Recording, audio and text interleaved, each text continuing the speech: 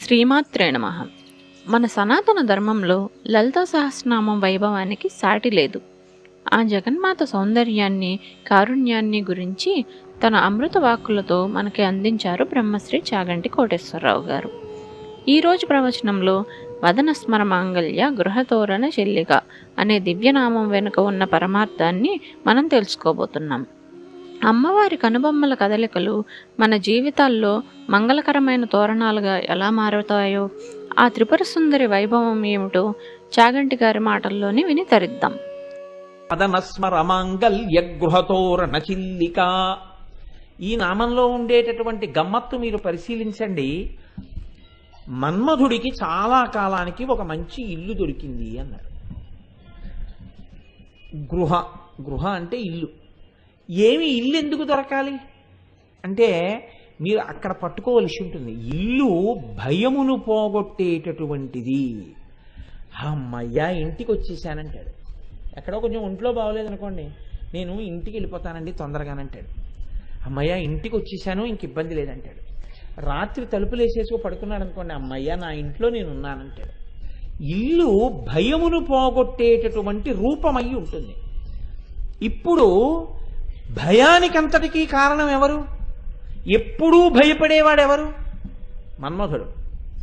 స్మరుడు అన్నారు. స్మర అన్న శబ్దమే ఎందుకయ్యాలి? ఆయనకి ఎన్నో పేర్లు ఉన్నాయి. మనసిజ అనొక పేరుంది, అనంగుడు ఒక పేరుంది, అలాగే పుష్పబాణుడు ఒక పేరుంది. ఎక్కడ ఏ పేరు వెయ్యాలో ఆ పేరే వేస్తారు తప్ప అన్ని మన్మధుడి పేర్లే కదా అని వేరు. ఆయన పేరు స్మరుడు అన్నారు. ఇక్కడ స్మరుడు అంటే ఏమిటో తెలుసా అండి? ఎవరిని స్మరించగానే కామినులను కాముకుల వద్దకు, కాముకులను కామినుల వద్దకు పంపగలడో వాడి పేరు స్మరుడు. దీన్ని మీరు చాలా జాగ్రత్తగా పట్టుకోవాల్సి ఉంటుంది. ఇప్పటి వరకు నేను బాగున్నాను, చాలా భరమభక్తితో ఉన్నాను. నా మనస్సు ఏ వస్తువుని స్మరించడం వల్ల అదుపు తప్పుతానో అటువంటిది స్మరించడం వల్ల నా మనస్సు అదుపు తప్పి నేను అటువంటి సుఖము కొరకు ఆ వస్తువును ఆశ్రయిస్తానో అలా నన్ను తిప్పగలిగినటువంటి శక్తికి స్మరుడు అని పేరు. ఇది నా మీదే పెట్టుకోవడానికి కారణం, నాకు ఎవరి మీద పెట్టడమూ ఇష్టం లేదు. దీన్ని వాక్యపరంగా చెప్తే కామినులను కాముకుల వద్దకు, కాముకులను కామినుల వద్దకు చేర్చువాడు.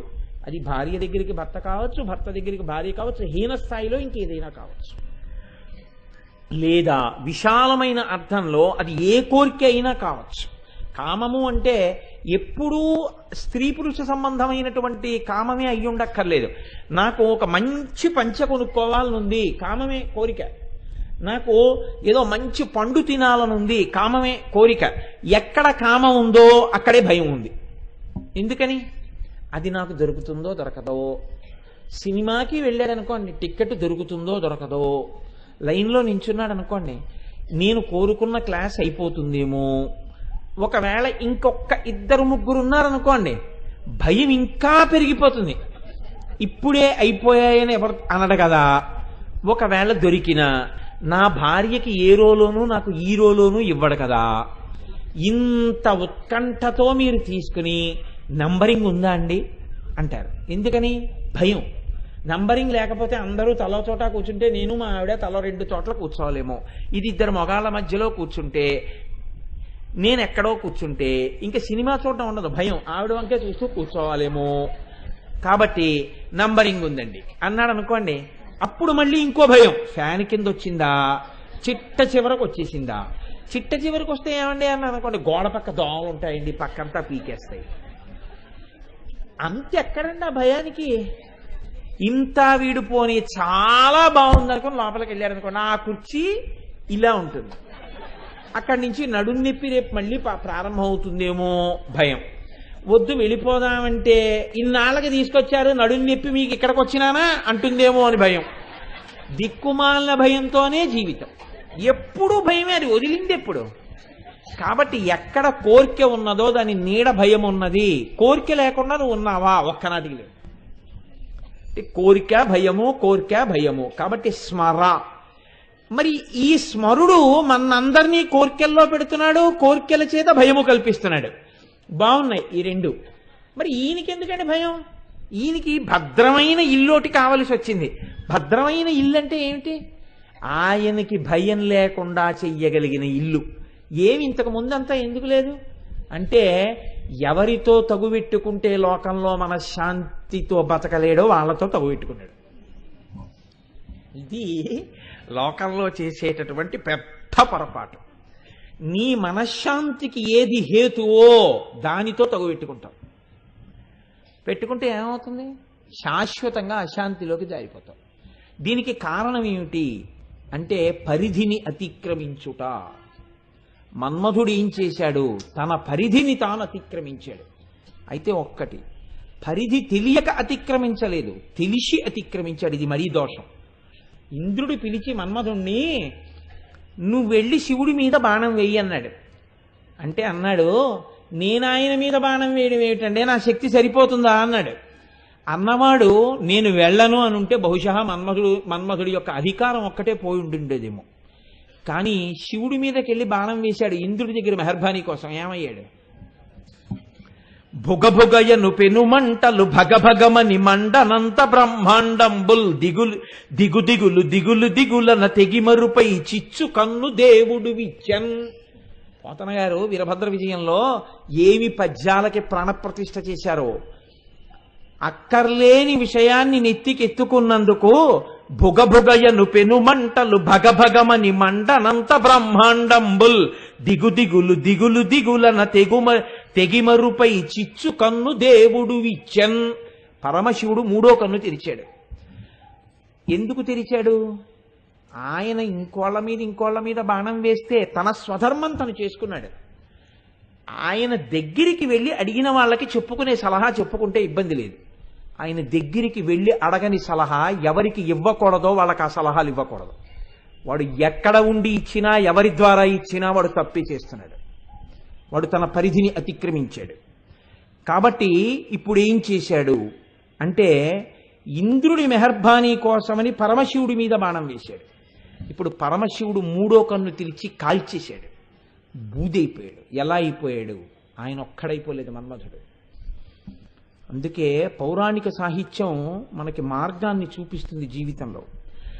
కలహంసములతోడ గండుకో ఇలలతో మేలైన కమ్మ తెమ్మెరలతోడ చిలుకలగములతో అలరుతేరుతో శరము పూంచిన శరాసనముతోడ పుష్పహారములతో పుష్పాస్త్రములతో డదనరారు మకరకేతనముతోడ పువ్వుల జోడుతో పువ్వుల దొనలతో కొమరారు చిగురాకు గొడుగుతోడ మరియు తగిన ఎట్టె మహిత శృంగారంబుతోడ వేగ తూలి శివుని కంట చిచ్చుచే సుడివుడి పంచవింటి జోదు భస్మమయ్యే.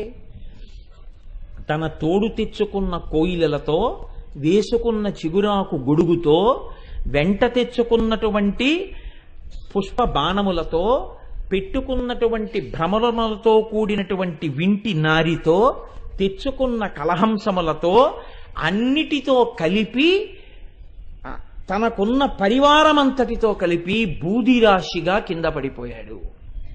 ఇప్పుడు ఇక మళ్ళీ పుట్టడం అనేటటువంటి అవకాశం లేదు. ఎందుకని?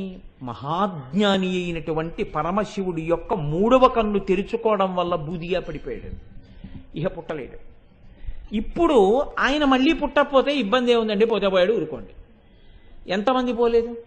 గజాసురుడు పోలేదా? త్రిపురాసురుడు పోలేదా?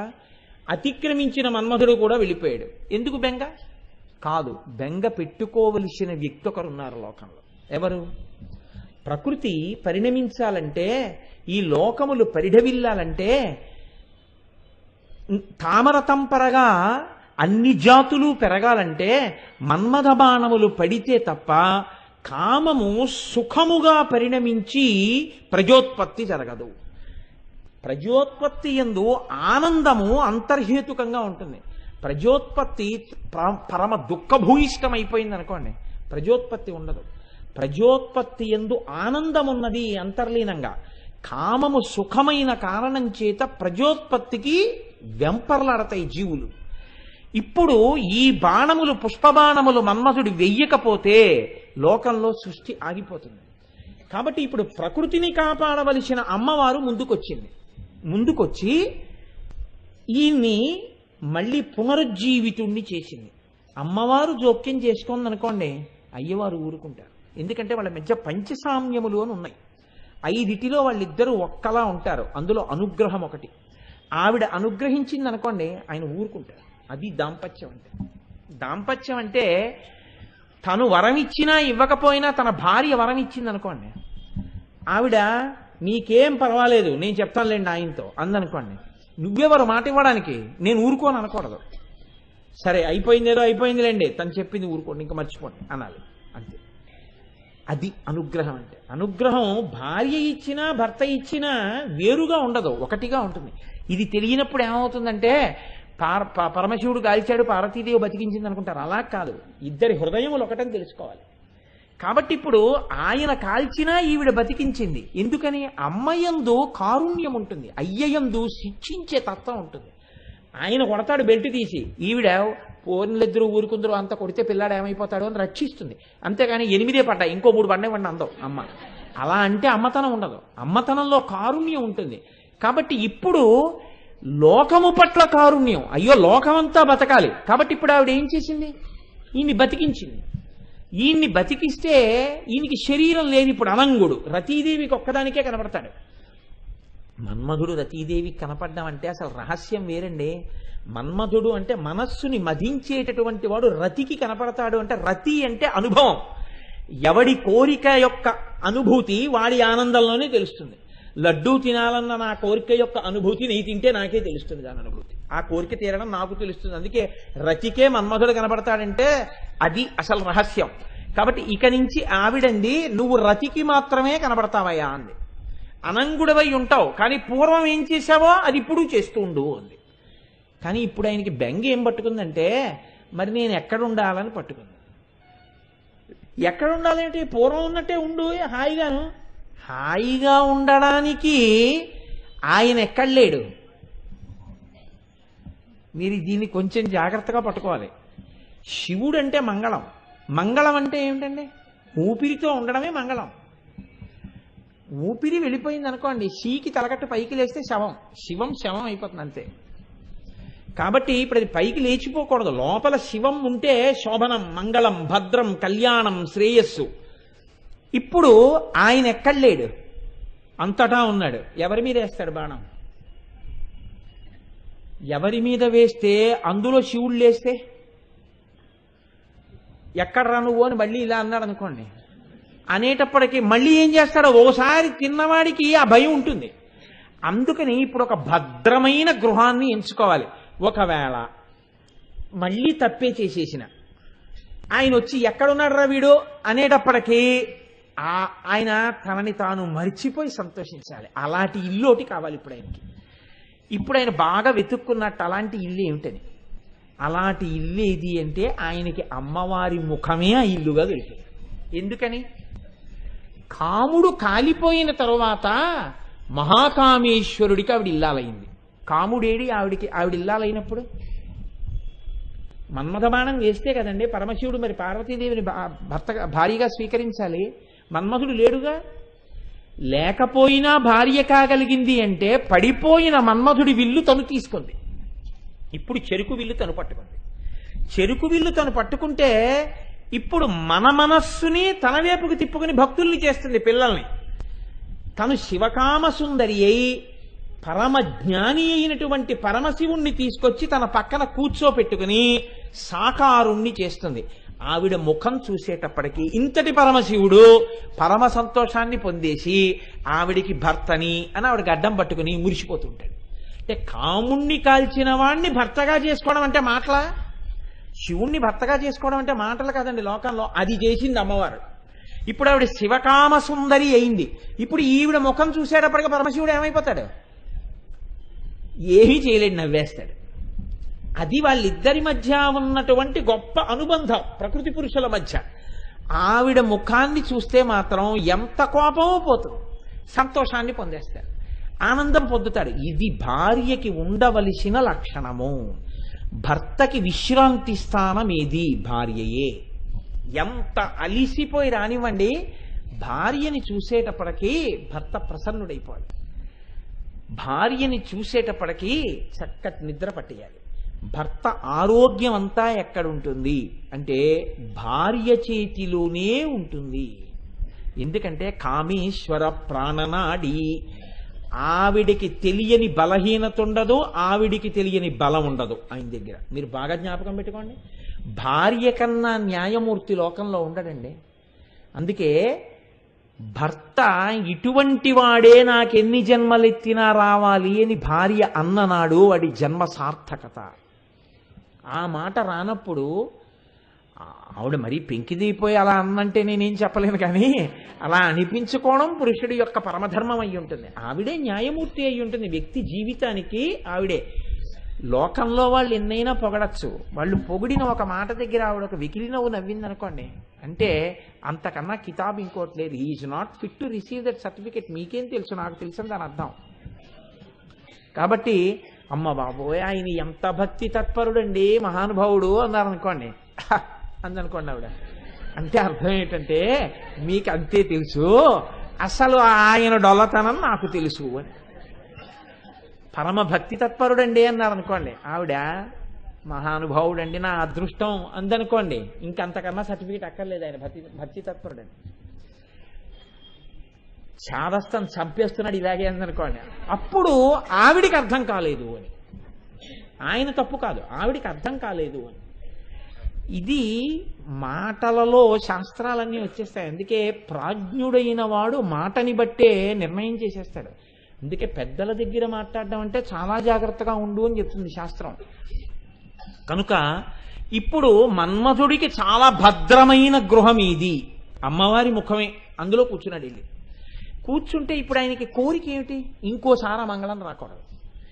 అమంగళం ఎవరి విషయంలో ఆయనకి బెంగ, వాళ్ళ ఆవిడ గురించి కాదు, తన గురించే. ఎందుకని చేసే ఉద్యోగం అటువంటిది, రోజూ బాణాలు వెయ్యాలి. ఆ బాణం వేసేటప్పుడు మళ్ళీ ఎక్కడ మూడో కన్ను తెరుస్తాడో అని బెంగ. అందుకని తన ఇంటికి అనుకున్నట్ట ఎప్పుడూ మా ఇంటికి తోరణం ఉండాలి. ఎప్పుడు మా ఇంటికి తోరణం ఉండాలంటే ఏంటి, మా ఇల్లు శుభంగా ఉంది, మా ఇంట్లో అమంగళం లేదు కాబట్టి మా ఇంటికి ఎప్పుడు తోరణం ఉంటుంది. తోరణం ఎక్కడ కడతారండి, తోరణం లోపల గడప కట్టరు, లేకపోతే కింద గడప కట్టరు, పక్క గడపలకి కట్టరు, పైన ఉన్నటువంటి కమ్మికి కడతారు. అందుకే ఆ కమ్మికి ఒక్కదానికే ఇంటి మొత్తం మీద ఒక పేరుంది. ఆ కమ్మిని లక్ష్మీ కమ్మె అని పిలుస్తారు. ఆ కమ్మి పుచ్చిపోయినా ఆ కమ్మిని కన్నాలు పడిపోయి దాన్ని తొందరగా బాగు చేయించకపోయినా ఇంటి యజమానికి అరిష్టం. అందుకే తోరణం దేనికి అంటే పైన ఉన్న లక్ష్మీ కమ్మికి. ఇంట్లో పెళ్ళవుతోంది, లక్ష్మీ కమ్మికి మంగళతోరణం ఉంటుంది. ఇంట్లో ఉన్నవాడు ఎప్పుడూ సంతోషంగా ఉంటున్నాడు, లక్ష్మీ కమ్మికి ఏదో ఒక అలంకారం ఉంటుంది. అలంకారం లేని లక్ష్మీ కమ్మి ఇంటికి ఉంటే లోపల ఉన్నవాడు సుఖంగా ఉన్నాడని నిర్ణయము కాదు. అందుకే ఇంటి ముందున్న లక్ష్మీ కమ్మికి పూలదండో తోరణమో భగవన్మూర్తో లేకపోతే దాని మీద ఏదో ఒక ఈశ్వర మూర్తో ఏదో ఒకటి ఉండాలి. అంతకన్నా తోరణం ఇంకోటి ఏముంటుంది. కాబట్టి ఇప్పుడు మన్మధుడి ఇల్లు ఇదైతే, అమ్మవారి ముఖమైతే ఆయన తోరణం కట్టుకున్నట్ట. ఏమిటా తోరణం, అమ్మవారి కనుబొమలే తోరణము. అమ్మవారి కనుబొమలు అమ్మవారి యొక్క ముఖమునందు ఎంత శాశ్వతత్వంతో ఉంటాయో, ఆడదాని కనుబొమలు పరమ మంగళప్రద స్థానములు. పురుషుడివైనా సరే. అందుకే కనుబొమలు తీయడం మహానేరం, గుర్తుపట్టలేరు మీరు మనిషిని అసలు. కాబట్టి ఇప్పుడు అమ్మవారి యొక్క కనుబొమలు మన్మధుడి యొక్క ఇంటికి మంగళతోరణములు. కాబట్టి ఇప్పుడు మళ్ళీ మన్మధుడికి ఇంకా అమంగళం ఉందా, ఇక లేదు. ఎందుకు లేదు, ఆ మంగళతోరణానికి ఉన్న శక్తి. ఇప్పుడు ఈ మంగళతోరణం ఎవరి భయం పోయిందనడానికి గుర్తు.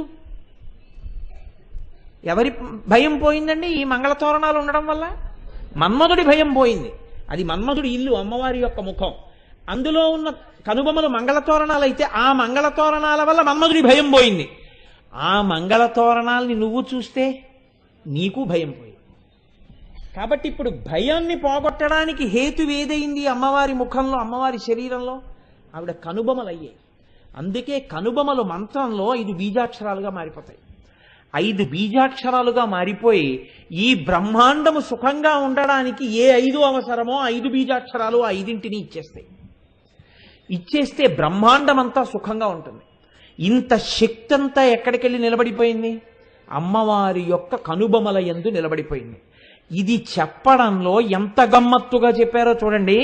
వదన స్మరమాంగల్య గృహతోరణచిల్లిక, స్మరుడి పాలిట మంగళప్రదమైనటువంటి గృహముగా అమ్మవారి ముఖమై ఆమె యొక్క కనుబొమలు ఆ ఇంటి మంగళతోరణములై ఒప్పారుచున్నవి.